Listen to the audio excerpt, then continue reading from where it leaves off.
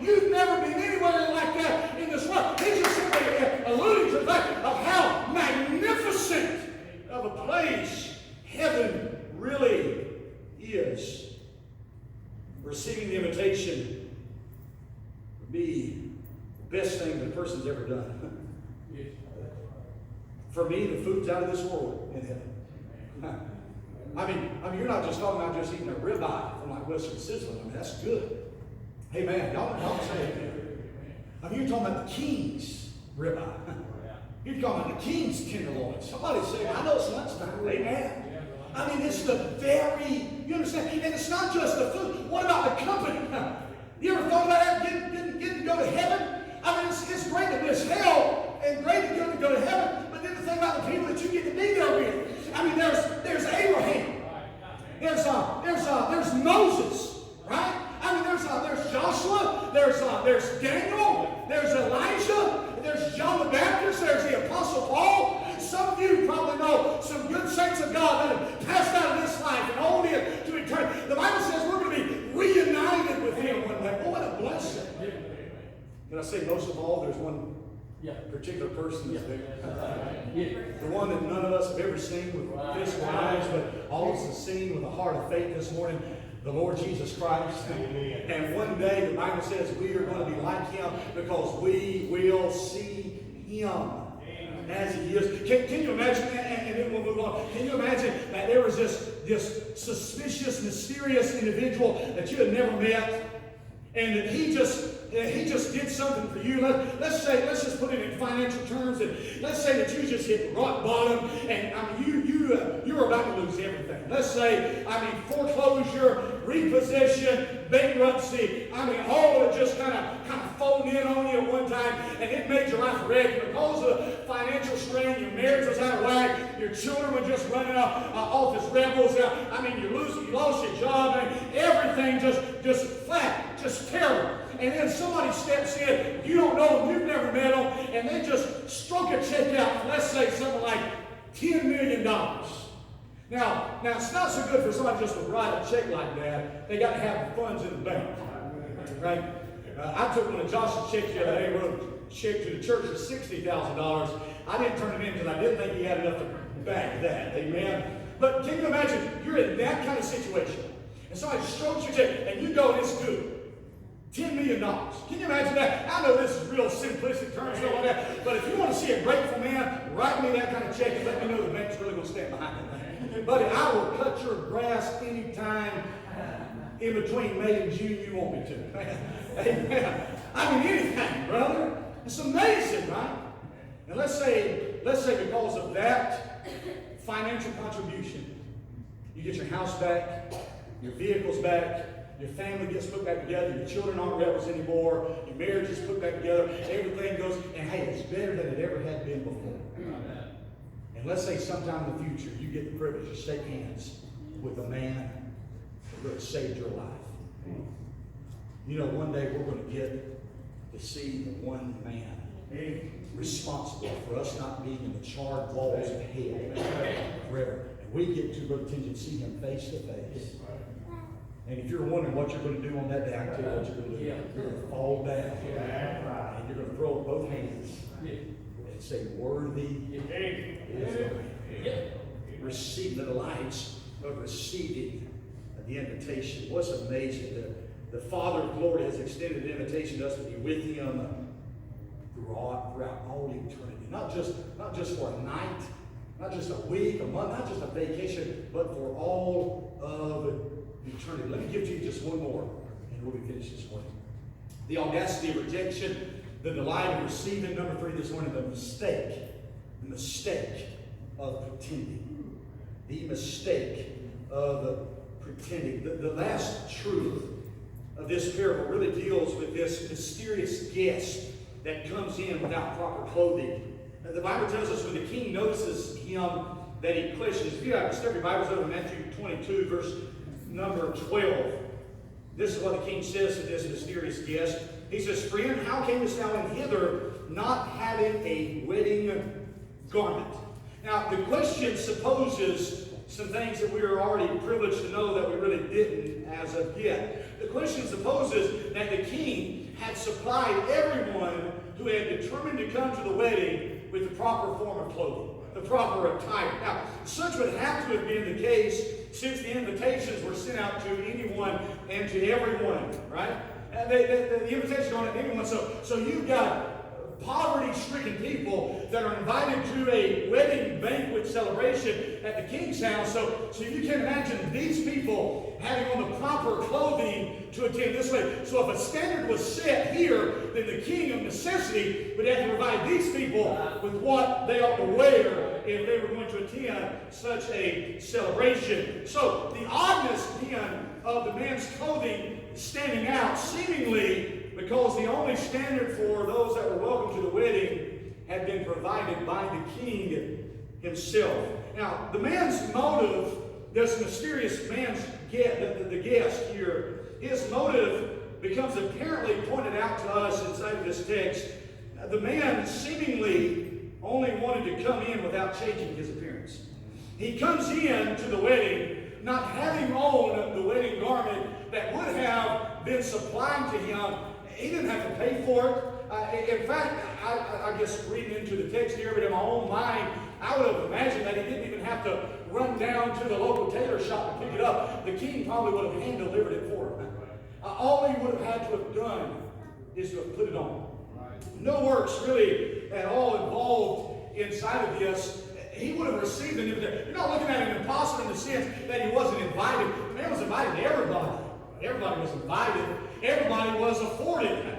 It wasn't that the king only had a limited means. It was enough. It was, let me use the word, sufficient. The king had sufficient enough goods for everyone, to provide everyone with the necessary items to attend this event. But the guest, this one man, seemingly shows up without the proper attire on. And when questioned, all they can say is nothing. He doesn't say, "Oh, I'm sorry," or "I didn't have time, could I go change," or "Please forgive me." None of this is offered. He's speechless. He has absolutely nothing to say for how he is dressed. His motive is that he wanted to come the way he was. All right. And he intended on staying how he always had been. His lack of commitment in his heart evidenced itself by a lack of conformity to the king's standard. In other words, the bad condition of his heart evidenced itself by the way he looked on the outside. This is a whole new level of disrespect, is it not? I mean, it's disrespectful. It's disrespectful on one side to just reject the king's invitation. But it's another thing to say, I'll take the king's invitation my way. I know the king's gracious enough, he loves me enough to invite me, to desire me, and to afford me, and to give me everything that's needed. That's all great, but I could care less, really, for what the king's done. I'll come on my own terms. That's like the most disrespectful thing possibly a man could ever do, surpassing the first action of disrespect. And so he comes in, and he doesn't look like anyone. There's a lack of conformity. He says, "I'll live, I'll dress, I'll look the way I want to." And I really could care less what the king has to say about it. In short, the man here only pretends to belong. He only pretends to belong. But he could not fool the king. Amen. He could not fool the king. The lesson here is that is absolutely useless for anyone to pretend to be Christian. It is absolutely useless for anyone to pretend to be Christian. Listen very closely, and we'll draw to a close. Just because you show up at the same events, and just because you mimic certain behaviors of other Christians, just because you even learn to look, dress, smell, just because you learn to talk like us, just because you learn to sing like us, just because you learn how to lift your hands up in a service, because you smile and because you give money in an offering plate, none of these things can make you an authentic child of God. You are counted at the end as being nothing more than one who has pretended to be one one, and you are not authentically one. And here's the truth of all truths. You cannot fool the king. You may fool all of those around you. I don't even think you'll be able to do a real good job of that, but you may fool the preacher. You may fool the Sunday school teacher. You may even have your mom and dad fooled, but you will not fool the king. All right. You'll be the first to notice. You'll be the first to notice. May I say to you this morning that it is absolutely intriguing to me that this man's lostness shows up on the outside. His displacement, the fact that he did not belong, or in terms of the parable, was not worthy, it showed up on the outside of him. Can I say this morning that a person's spiritually lost condition will evidence itself on the outside of him. You may learn professional Christianity, you may learn how to jive up with the church group, but sooner or later, out of the abundance of the heart, the mouth is going to speak. And what you are on the inside is going to eventually come to pass on the outside. Your lostness is going to show up on you. Now, let me say this morning, just like in this case, I believe that probably the other guests began to notice, but they left judgment to the king. And some of us may notice just how lost you really look, but we'll allow the king to play his part and to do the function that God has designed for him to have in executing judgment. This morning, what I'd really like to do inside of this service is to warn you. If I can do anything, encourage, rebuke, reprove, anything this morning, my desire inside of this service would be to issue a warning that if you are here today and you are pretending to be a Christian, I want to warn you that the king's going to find out before the consummation day. Amen. Before it really counts. Before the wedding actually takes place, the king's going to find out that you really don't belong. That all you have done is to pretend. And then in discovering that you have never put on the righteousness that he has afforded you by the sacrifice of his son, the king's going to call for your immediate dismissal.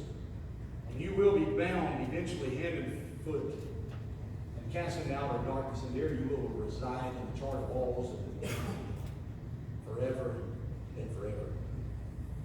There will await nothing for you as a pretending Christian today. Nothing but your own tears and the grinding of your own teeth from eternal pain. This is what awaits everyone who simply acts like a Christian and really isn't one. Christ closes the parable with that premier expression that really doesn't always make sense to all of us. In verse number 14, for many are called, but few are chosen. And Jesus says this in context really to sum up the entire parable. From the outset of those that were invited that were too busy and they made light, and they were too busy going to the farm or playing with their toys and the merchandise, too busy in the office, to the one that received the invitation, that was afforded to go to the celebration, and had just decided, I'll show up on my own terms, to encompass everything. Jesus says, let me sum it all up for you. There are many, many that are called, right, but only few that are chosen. The expression highlights two features of the gospel, and then we're finished this morning. This expression highlights two features of the gospel. First of all, number one, the gospel goes out in all the world. Yes, sir. The gospel goes out into all the world, and can I say it like this? The gospel goes to all of the world. Right. The gospel call, the gospel invitation, the gospel message. Paul said in Romans 1:15, so that as much as in me is, I am now ready to preach the gospel to you that are Rome also. Paul said, this isn't just Jewish, this isn't Judean, this isn't a Samaritan, this isn't a whole Middle Eastern thing. Paul says, I want to take the gospel to Rome. This is good enough for Caesar. This is good enough for Caesar's household. This is good enough for anybody and everybody. Romans 1:16, for I, Paul said, am not ashamed of the gospel of Christ, for in alone is the power of God unto salvation. It's the power of God unto salvation. And so Jesus said in Mark 16:15, go into all the world and preach the gospel to every creature. You've never witnessed to the wrong person. Amen. You've never pleaded with the wrong person. Right. Faith in Christ. You've never passed out a gospel tract to the wrong person. Because the gospel is intended to go out into all the world. This is denoted by the expression, many are called. Yes. In other words, there's a whole lot more in that category.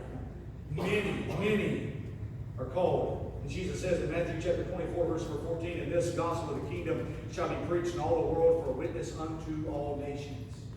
All the world. It doesn't matter your ethnicity. It doesn't matter your economics. It doesn't matter where you've been and what you've done. The gospel message is intended to reach to you as well. It goes out into all the world. The world is represented by the many that are called. Everyone in the world called by the gospel. The second feature of the gospel represented in this expression is this: it only saves those who believe. While the gospel comes to you and is intended for you and is meant for you, it doesn't benefit necessarily you.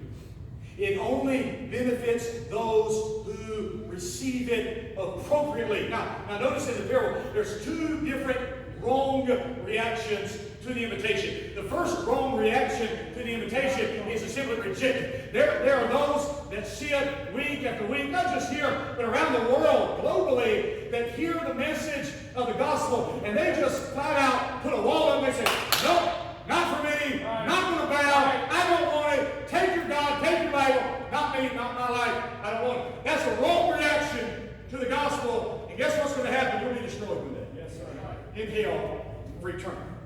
But there's another wrong reaction to the gospel, and that is to receive the invitation on your own terms and say, I know the king said this, but I'm going to stay like this. That's also a wrong reaction to the invitation. And guess what happens to that category of individuals as well? They're also not permitted to stay around for the consummation day.